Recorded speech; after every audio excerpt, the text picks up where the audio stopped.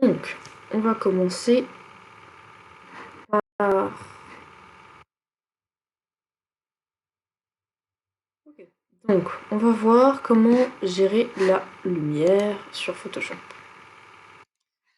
Donc, premier point important, c'est à partir de son image de fond, déterminer comment va arriver la lumière sur l'objet qu'on veut mettre en avant. Donc là, on va remarquer que les effets de lumière sont ici, ici et ici.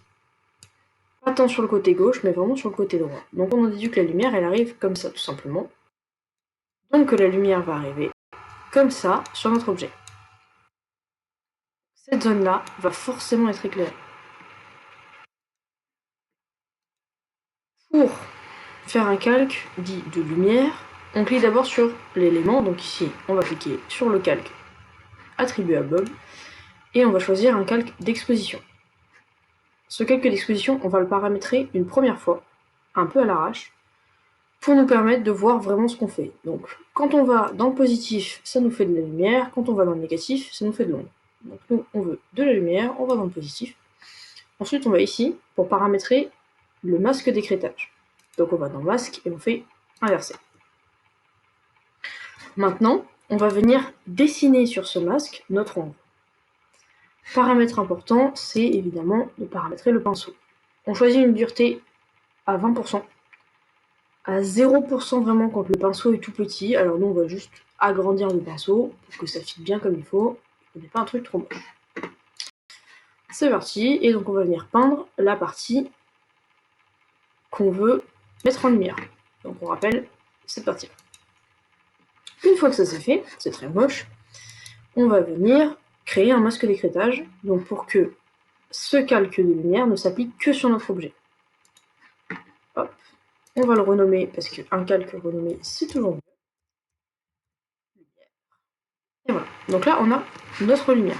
Alors, elle est un peu forte la lumière, donc si on double-clique ici sur l'espèce de rond, ça nous permet de reparamétrer, on retombe sur la fenêtre de départ. Donc on adoucit la lumière, pour que ce soit marqué, mais pas trop. Donc ça se fait à l'œil. Donc ça c'est bon. Notre bob est éclairé. Maintenant, on va faire la même chose pour l'ombre. Les ombres, ça fonctionne comme la lumière, et au final, c'est l'inverse de la lumière.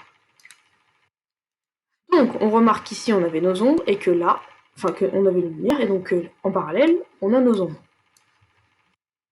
Donc, notre lumière arrivant comme ça sur Bob, on en déduit que dans son prolongement, on aura notre ombre. Donc, let's go, on reprend la même chose, on vient créer un calque d'exposition, on va paramétrer dans le foncé, parce que c'est une ombre, et on va venir inverser notre masque. Et comme tout à l'heure, on va venir peindre notre ombre sur Bob. Paf. Tac. On essaye bien de suivre la courbure de l'objet, parce que si on fait une ombre toute droite, ça va être bizarre.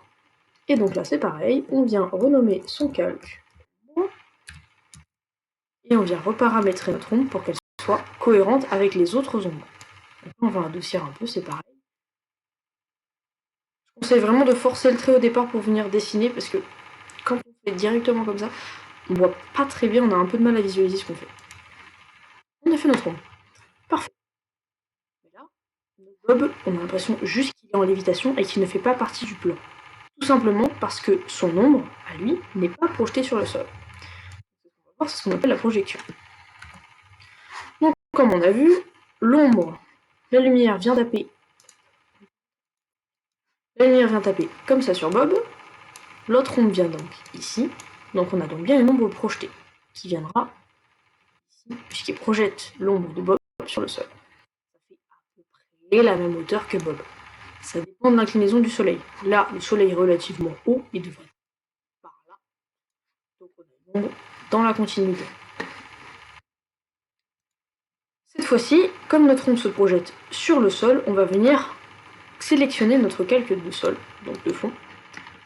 Et encore une fois, exposition, on paramètre dans négatif, on vient, il est très foncé celui-là, et on vient intervertir notre calque. Cette fois-ci, c'est un petit peu spécifique, puisque notre ombre, elle est vraiment allongée. Et plutôt que de faire ça, il y a une petite technique, plutôt que de faire ça avec un pinceau rond, on peut modifier ici la tête de notre pinceau. Donc on va venir le réduire, l'aplatir pour former une ellipse. Et du coup, quand on va venir peindre ici pour le calque, on va avoir directement quelque chose d'elliptique qui imite une ombre. Donc là, on a notre trompe projetée de Bob. Parfait. Mais il y a un petit détail encore qui me dérange, moi. C'est une question de couleur. Effectivement, hop, je vais remettre mon pinceau comme il faut. On remarque qu'ici, les ombres, elles ont une couleur un peu bleutée. Et que l'ombre de Bob, bah, elle est grise. Donc on va venir coloriser l'ombre. Donc pour ce faire, c'est très simple. On va resélectionner, on commence toujours par sélectionner le calque sur lequel on veut appliquer notre masque. Donc là, on vient sélectionner notre ombre projetée. Tac. Et on va cette fois-ci lui afficher un calque de couleur unie. On a vu notre ombre, elle était bleue, donc on va prendre du bleu. Et là, encore une fois, on va en faire un masque d'écrêtage pour que ce bleu ne s'applique qu'à l'ombre. Voilà, c'est bien, elle est bleue, mais elle ne fit pas comme il faut. Donc on va venir transformer notre calque en lumière tamisée.